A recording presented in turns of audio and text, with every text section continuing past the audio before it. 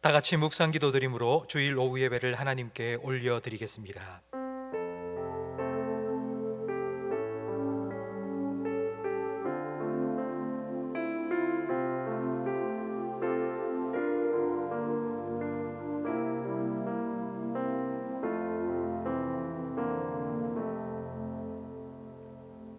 하나님은 영이시니 예배하는 자가 영과 진리로 예배할지니라. 아멘. 하나님 아버지 감사합니다. 오후 예배로 하나님 아버지를 다시 예배할 수 있도록 우리를 예배의 자리로 불러주시니 감사합니다. 예배하는 우리 모든 성도들의 심령을 성령으로 주장하여 주셔서 영과 진리로 하나님을 예배할 때에 우리 예배를 기뻐 받아 주시고 예비하신 풍성한 하늘의 은혜를 모든 성도들의 심령의 가정에 허락하여 주시옵소서. 예수님 이름으로 기도합니다. 아멘. 찬송가 453장 함께 찬양드리겠습니다.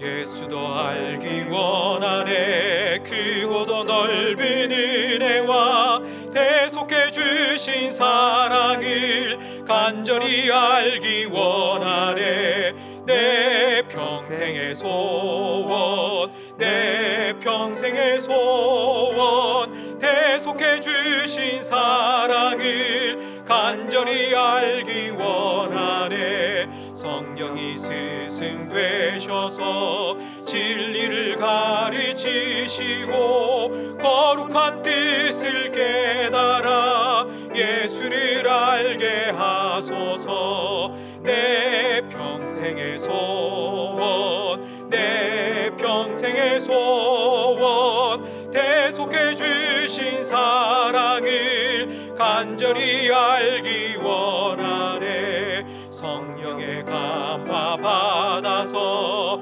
하나님 말씀 배우니 그 말씀 안절안절히 내 맘에 교훈 되도다. 내 평생의 소원, 내 평생의 소원, 대속해 주신 사랑을 간절히 알기 원하네. 예수가 계신 보좌 안은 영광에 흘려 있도다. 평화의 왕이 오시니 그 나라 왕성하도다. 내 평생의 소원, 내 평생의 소원, 대속해 주신 사랑을 간절히 알기 원하네. 성경 말씀 시편 78편 말씀입니다. 시편 78편 34절에서 42절 말씀입니다. 구약 성경 860면입니다. 한 절씩 교독하겠습니다. 하나님이 그들을 죽이실 때에 그들이 그에게 구하며 돌이켜 하나님을 간절히 찾았고 하나님이 그들의 반석이시며 지존하신 하나님이 그들의 구속자이심을 기억하였도다. 그러나 그들이 입으로 그에게 아첨하며 자기 혀로 그에게 거짓을 말하였으니 이는 하나님께 향하는 그들의 마음이 정함이 없으며 그의 언약에 성실하지 아니하였음이로다. 오직 하나님은 긍휼하심으로 죄악을 덮어 주시어 멸망시키지 아니하시고 그의 진노를 여러 번 돌이키시며 그의 모든 분을 다 쏟아내지 아니하셨으니 그들은 육체이며 가고 다시 돌아오지 못하는 바람임을 기억하셨음이라. 그들이 광야에서 그에게 반항하며 사막에서 그를 슬프시게 함이 몇 번인가. 그들이 돌이켜 하나님을 거듭거듭 시험하며 이스라엘의 거룩하신 이를 노엽게 하였도다. 함께 읽습니다. 그들이 그의 권능의 손을 기억하지 아니하며 대적에게서 그들을 구원하신 날도 기억하지 아니하였도다. 아멘. 특송 시간입니다. 믿음 찬양대 장진훈 지휘자 찬양으로 하나님께 영광 돌리겠습니다.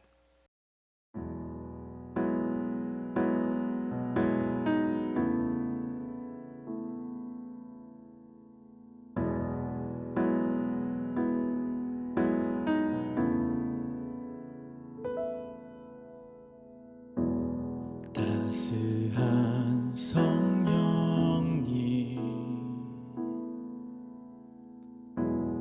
마음으로 보내 내 몸을 감싸며 주어지는 평안함 만족함을 느끼네 사랑과 진리에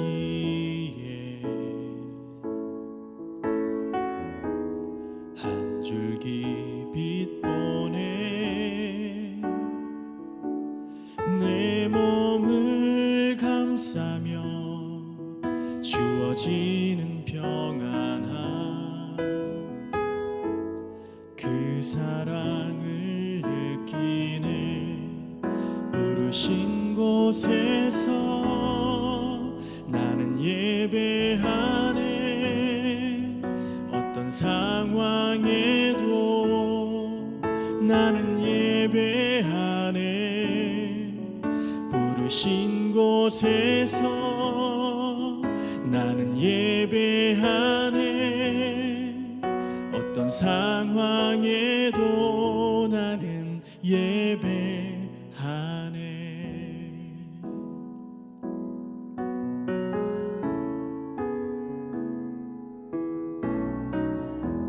사랑과 진리에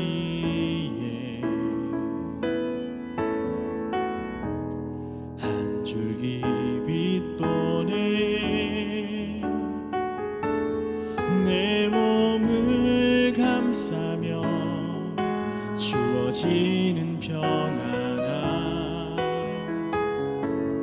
그 사랑을 느끼네 부르신 곳에서 나는 예배하네 어떤 상황에도 나는 예배하네 부르신 곳에서 나는 예배하네 어떤 상황에도 나는 예배하네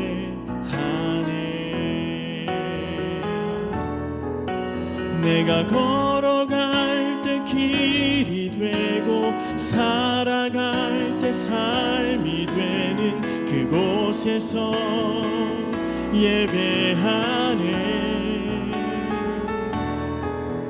내가 걸어갈 때 길이 되고 살아갈 때 삶이 되는 그곳에서 예배하네 부르신 곳에서 나는 예배하네 어떤 상황에도 나는 예배하네 부르신 곳에서 나는 예배하네 어떤 상황에도 나는 예배하네 어떤 상황에도 나는 예배하네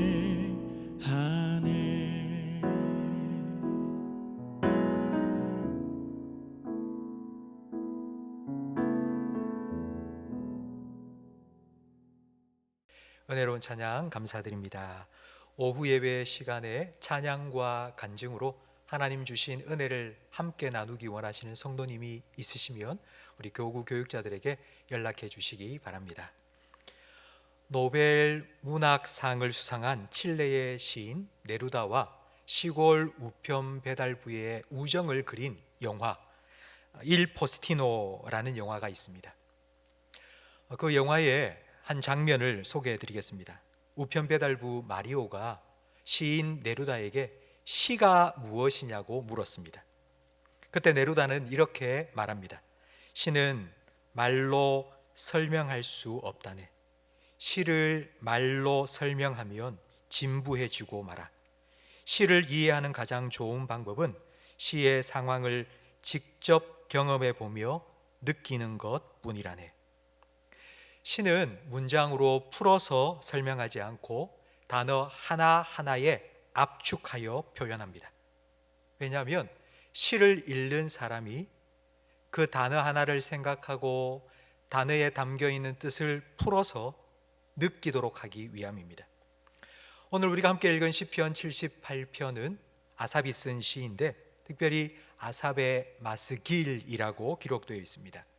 마스길이라는 말은 교훈이라는 뜻입니다. 교훈을 주기 위해서 무언가를 가르쳐 주기 위해서 쓴 시입니다. 교훈을 위하여서 설교한 것이 아니라 시를 사용했습니다. 그 이유는 이 시를 읽으면서 생각하고 스스로 풀어가면서 나에게 주시는 교훈이 이런 거구나 라는 것을 깨닫게 하기 위함입니다. 시편 78편은 이스라엘의 역사를 통해 교훈을 하는 시입니다. 역사를 통해 얻는 교훈은 마음이 따뜻해지는 좋은 교훈보다는 마음이 시리고 아픈 나쁜 교훈들이 더 많습니다. 그럴 수밖에 없는 것이 인간의 역사는 성공보다 실패가 더 많기 때문입니다. 34절 말씀에 보면 하나님이 그들을 죽이실 때에 라고 시작하고 있습니다. 하나님께서 직접 자기 택한 백성을 죽이신 경우는 성경을 찾아봐도 거의 없습니다. 도대체 이스라엘 백성이 뭘 그리 잘못했길래 하나님께서 직접 이스라엘 백성들을 죽이셨을까요? 도대체 무슨 일이 일어난 것일까요?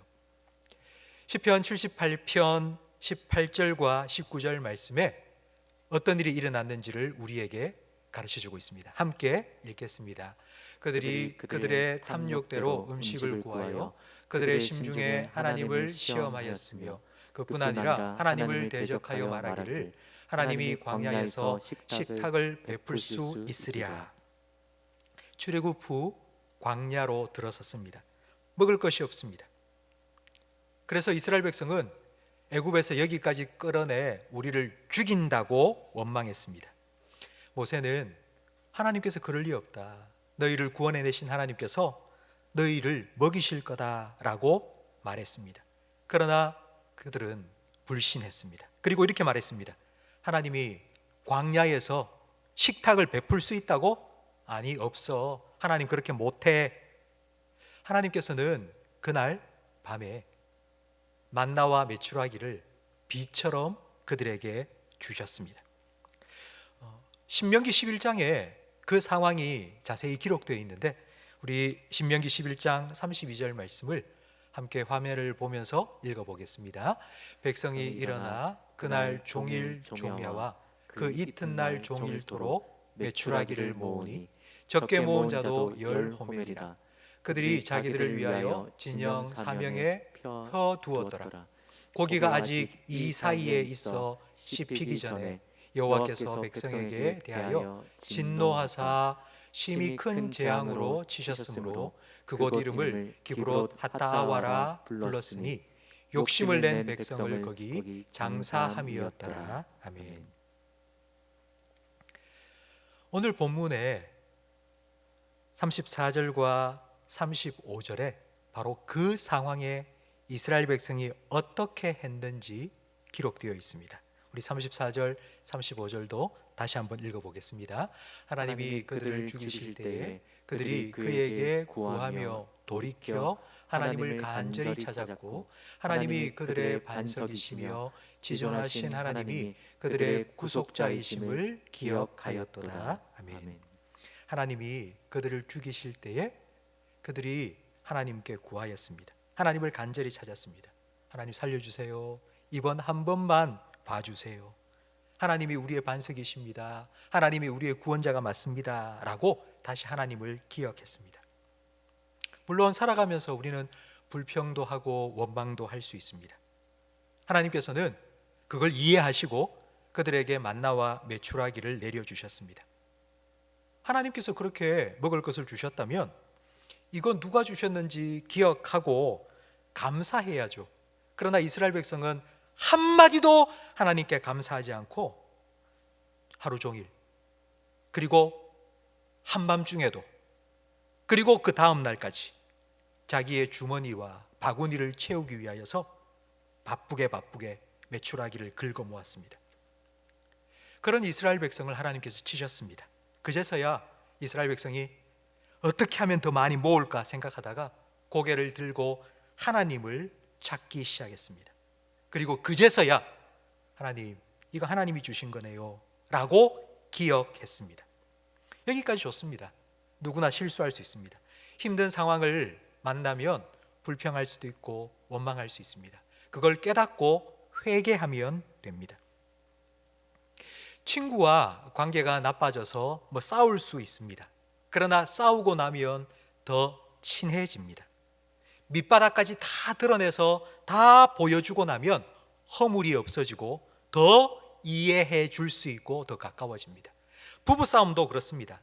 부부싸움을 하고 나면 오히려 더 가까워진 것을 느낍니다. 마치 한꺼풀이 벗겨진 것처럼 나의 이 잘못된 모습도 아내에게, 남편에게 다 보여주고 용납받은 것처럼 가까움을 느낍니다. 위기는 기회라는 말처럼 회개도 회복의 기회입니다. 그래서 중세의 신학자 토마스 아퀴나스는 펠릭스 쿨파라고 말했습니다. 복되도다 나의 죄여, 너 때문에 내가 위대한 구원자이신 예수를 만나게 되었도다 라고 그는 고백했습니다. 그러나 반대의 경우도 있을 수 있습니다. 잘못했습니다 라고 한 이 말이 그냥 입에 발린 말이고 진심이 아니라는 것이 들통이 났을 때 잘못한 것보다 잘못했다고 말한 이후에 관계가 더 나빠질 수 있습니다. 오늘 본문 36절 말씀을 함께 읽어보겠습니다. 그러나 그들이 입으로 그에게 아첨하며 자기 혀로 그에게 거짓을 말하였으니. 하나님 잘못했습니다. 용서해 주세요. 한 번만 봐주세요. 앞으로 잘 할게요 라고 말했는데 그게 아첨이요 거짓입니다. 그들의 회개가 거짓이라는 증거가 두 가지 37절 말씀에 나오는데 우리 37절도 함께 읽겠습니다. 이는 하나님께 향하는 그들의 마음이 정함이 없으며 그의 언약에 성실하지 아니하였음이로다. 두 가지, 하나님을 향하는 그들의 마음이 정함이 없고, 두 번째는 그의 언약, 하나님의 언약에 성실하지 않았습니다. 여러분, 음주 운전을 한 사람이 있습니다. 그래서 음주 운전을 하다가 길 가는 사람을 치어서 아주 큰 부상을 입게 만들었습니다. 가해자와 피해자가 생겼습니다.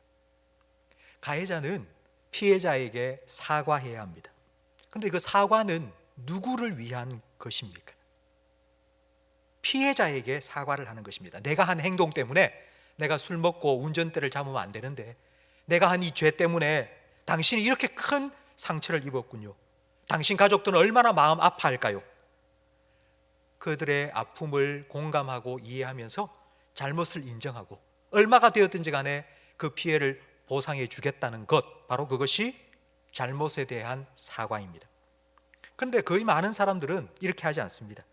내가 뭘 그렇게 잘못했는데, 나 말고도 음주운전하는 사람 많잖아. 나는 재수가 없었던 것뿐이야. 뭐 보상을 해달라고 내 차도 찌그러졌어. 내가 이 일에 경찰서에 불려다니고 그리고 또 법원에 불려다니면서 내가 며칠 동안 일을 못했는데 내가 손해본 게 얼만데. 이런 생각을 하면서도 그들이 입으로는 사과합니다. 왜냐하면 이게 알려지면 인터넷에서 난리가 납니다. 이 나쁜 놈, 참 나쁜 놈, 욕먹기 싫어서, 그리고 빨리 이 사건을 무마시키고 이 상황을 모면하기 위해서 마음에는 전혀 그런 마음이 없는데도 그냥 입으로는 잘못했습니다 라고 말합니다. 이스라엘 백성도 바로 이와 같은 마음으로 회개했습니다.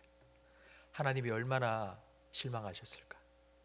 하나님이 나를 택하시고 구원해 주셨는데 하나님이 이런 내 모습을 보고 마음이 얼마나 아프실까? 이런 마음으로 하나님께 회개한 것이 아니라 빨리 이 고통에서 벗어났으면 좋겠다, 빨리 이 상황이 끝났으면 좋겠다 라는 마음으로 잘못했습니다라고 말했습니다.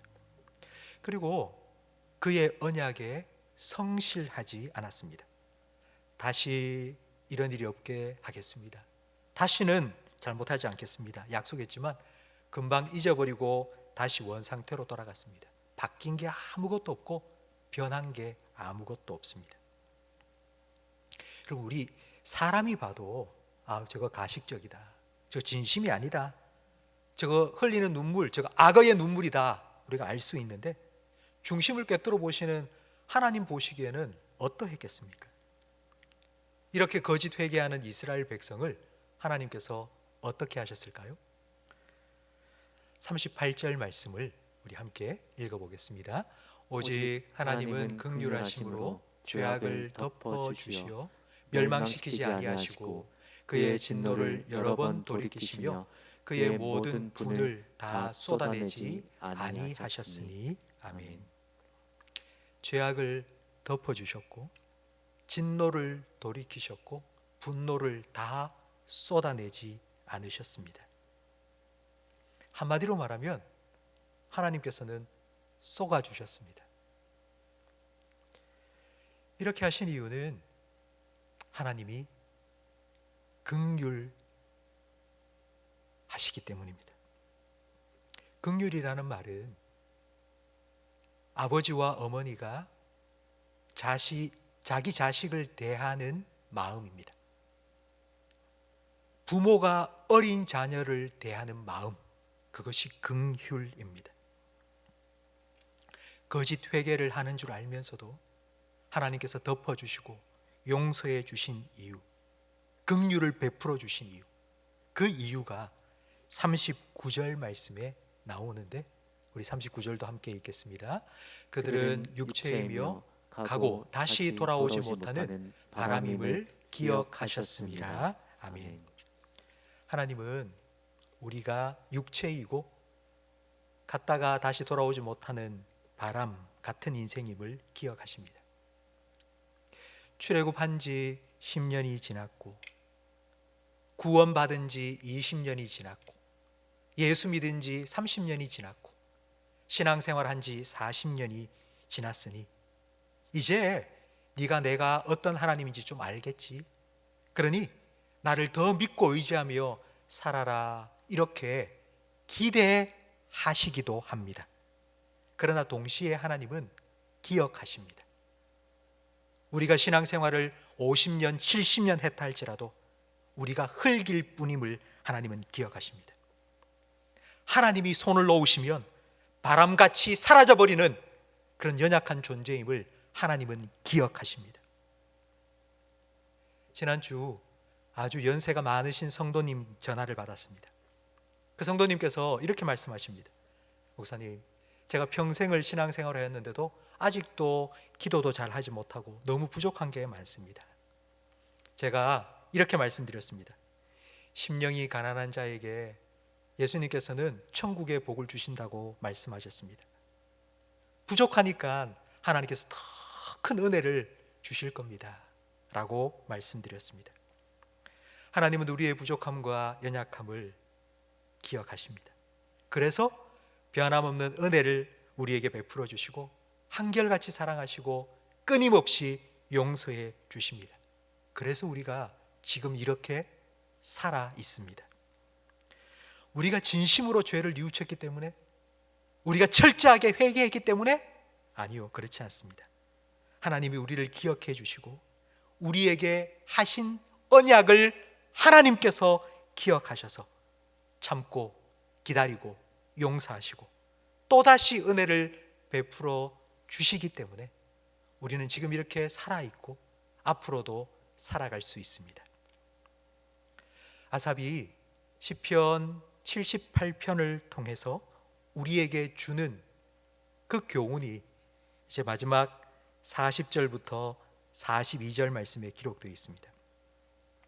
이스라엘 백성은 이런 하나님의 끊임없는 용서받고 변함없는 은혜와 사랑을 받았음에도 계속하여서 하나님께 반항하고 하나님을 슬프시게 만들었습니다. 또 하나님을 계속 시험했습니다. 그래서 하나님을 화나게 만들었습니다. 여러분, 왜 이스라엘 백성은 계속하여 이와 같은 반복 또 반복을 하고 있을까요? 그 이유는 41절 42절 말씀에 이렇게 말하고 있습니다. 그들이 그의 권능의 손을 기억하지 아니하며 대적에게서 그들을 구원하신 날도 기억하지 아니하였기 때문이다. 이스라엘의 문제는 기억 상실증입니다. 즉 이스라엘은 심각한 병에 걸렸는데 그 병이 바로 기억 상실증입니다. 바로 이것이 이스라엘의 역사가 우리에게 주는 교훈입니다. 이스라엘의 전철을 답습하지 않기 위해서 우리는 기억해야 합니다. 믿음이 좋다는 건 기억력이 좋다는 것입니다. 믿음의 훈련은 기억 훈련입니다. 우리가 말씀을 듣고 말씀을 읽고 말씀을 묵상하는 이유는 기억하기 위해서입니다. 우리가 기억해야 될 것 두 가지입니다. 첫 번째는 내가 누구인지를 기억해야 합니다. 우리는 흙으로 지어진 육체입니다. 하나님의 은혜가 없다면 왔다가 사라지는 바람처럼 그렇게 없어질 존재입니다. 아침에 가득했다가 해가 뜨면 사라지는 안개와 같고 오늘 피었다가 내일 시들어버리는 들풀과 같은 존재입니다. 그리고 두 번째 우리가 기억해야 될 것은 하나님이 누구신지를 기억해야 합니다. 이렇게 연약한 존재, 바람 같은 그리고 흙으로 만들어진 피조물로서 우리가 이 땅을 살아가다 보면 우리에게는 늘 걱정과 염려가 떠날 날이 없습니다. 이런 우리를 향해서 예수님께서 말씀하셨습니다. 무엇을 먹을지 마실지 입을지 염려하지 마라. 너희 하늘 아버지께서는 너희에게 필요한 것이 무엇인지 다 아신다. 이 모든 것이 너희에게 있어야 될 줄을 아신다. 그러니 하나님을 기억해라. 그 하나님께 구해라. 그리하면 이 모든 것 너희에게 더하여 주실 것이다 라고 말씀해 주셨습니다.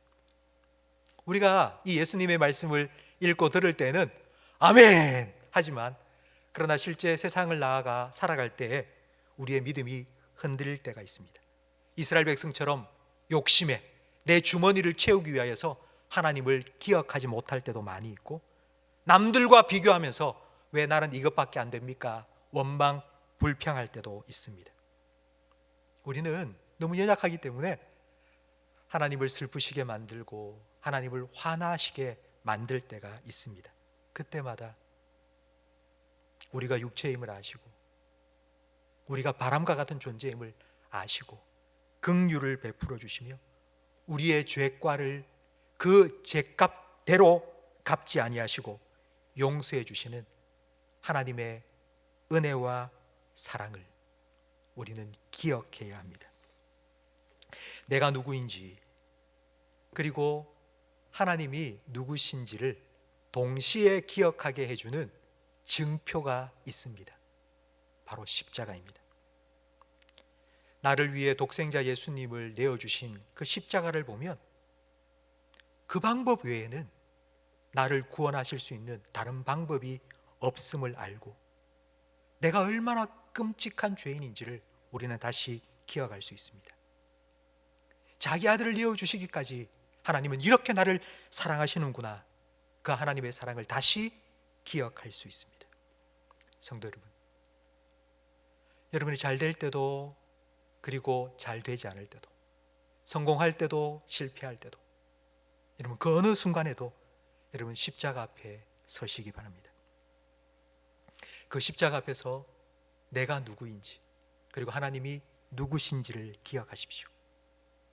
잘 될 때 신앙생활이 잘 되든지 사업이 잘 되든지 공부가 잘 되든지 하나님 은혜에 감사하십시오. 나 잘 되지 않을 때 힘들 때 하나님의 은혜를 더 구하십시오. 성도 여러분, 오직 은혜로만 살아가시기를 바랍니다. 언젠가 하나님 앞에 섰을 그때 나의 나 된 것은 오직 하나님의 은혜입니다 라고 고백할 수 있는 여러분이 되시기를 주님의 이름으로 축원합니다. 오늘 말씀을 생각하시면서 오직 주의 은혜로 지금 여기 서 있네 함께 찬양 드리겠습니다.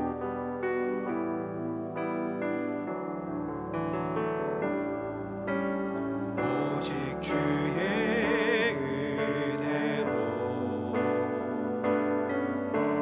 지금 여기 서 있네.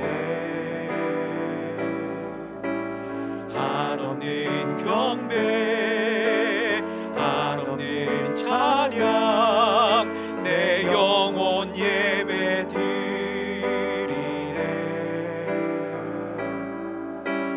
나를 위해 이 땅에 오신 주의 그네 십자가 고통 이기신 주님 그네 어찌 잊으리. 주네 날 채우시네. 주네 보게 하시네. 살아가는 동안 은혜로만 살리. 십자가의 주 은혜 날 채우시네. 주네 날 채우시네. 주네 보게 하시네. 살아가는 동안 은혜로만 살리. 십자가 은혜로.